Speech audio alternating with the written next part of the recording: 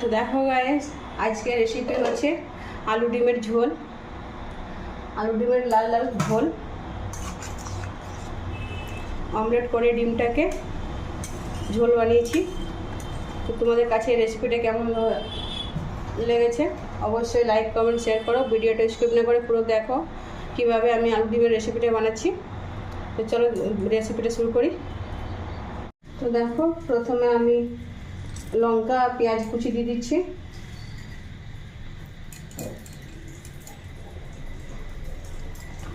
আর একটু নুন,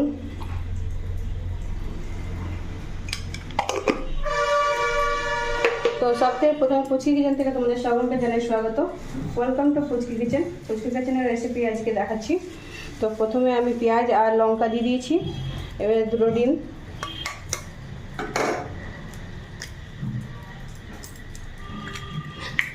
ভেঙে দেব।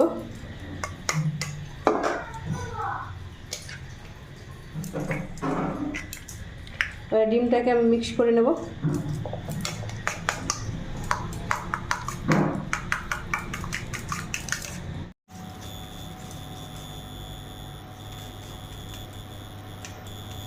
দেখো ফেটানো হয়ে গেল। এবার চলো ডিমটা ভেজে নেব। এবার কড়াইটা বসিয়ে দিয়েছি। এবার আমি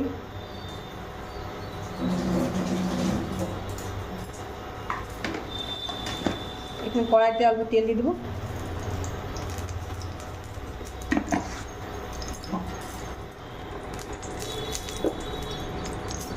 তেলটা গরম হয়ে গেছে, এবার ডিমটা দিয়ে দেবো।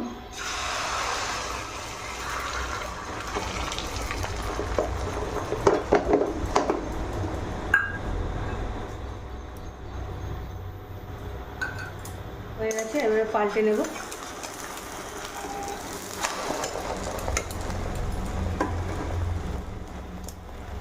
আরেক পাঁচটা ভালো করে সেঁকে নেব। এবার ডিমটাকে 4 টুকরো করে নেব।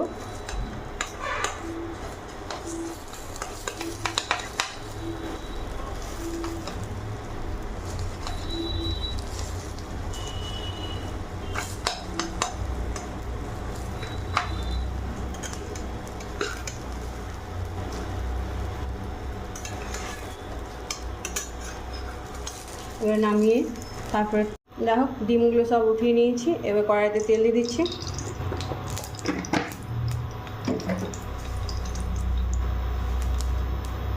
পেঁয়াজ, তেজপাতা,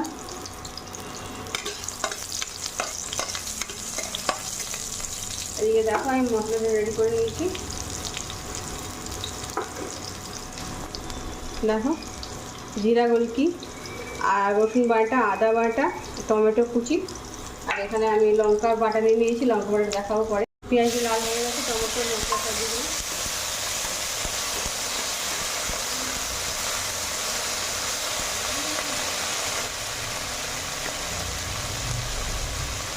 হলুদ,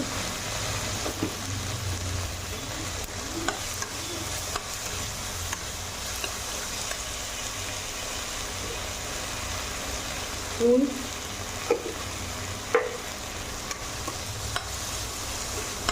দিয়ে মশলাটাকে পুরো কষে নেবো ঢাকা দিয়ে। দেখো আলুগুলোকে আমি ছোটো ছোটো করে কেটে নেব, সেদ্ধ আলু।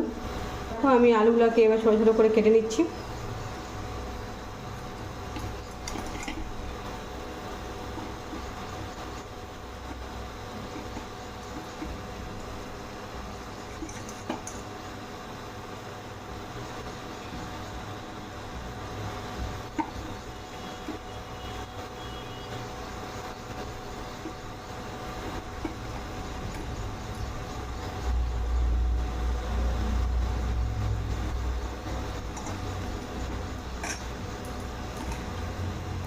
কাটা হয়ে গেছে, এবার মশলাটা ভালোভাবে ভেজে নেব। দেখো মশলাটা অনেক ভালোভাবে ভাজা ভাজা হয়ে এসছে, তেল ছেড়ে দিয়েছে। কাশ্মীরি গুঁড়ো লঙ্কা দিয়ে দেবো, কাশ্মীরি গুঁড়ো চিলি পাউডার দিয়ে দেবো।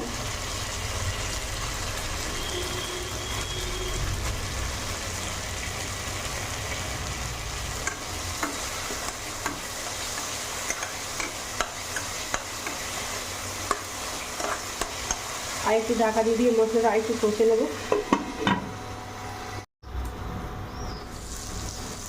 দেখো ভালোভাবে মশলাটা থেকে তেল ছেড়ে দিয়েছে, ভাজা ভাজা হয়ে গেছে।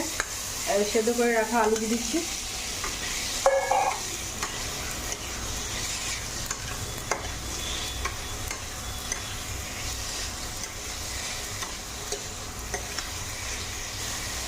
ঢাকা দিয়ে মশলার সঙ্গে একটু ভেজে নেব। মশলা ভালোভাবে ভাজা ভাজা হয়ে গেছে, একটু জল দিয়ে দিলাম।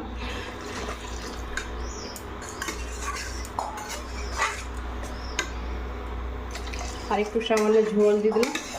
তো ঝোলটা এবারে ফুটিয়ে নিয়ে নামিয়ে দেবো। একটু গরম মশলা দিয়ে দেবো।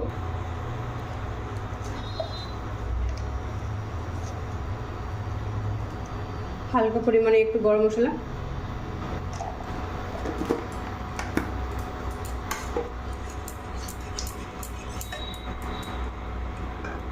ঝোলটা ফুটিয়ে নেব ঢাকা দিয়ে।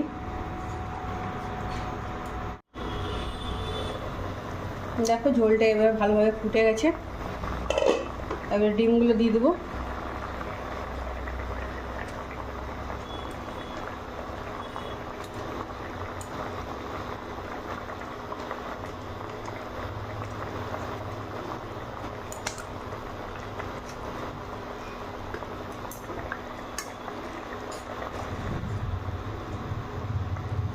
ডিমগুলো দিয়ে একটু ফুটিয়ে নামিয়ে নেব। দেখো ফুটে গেছে।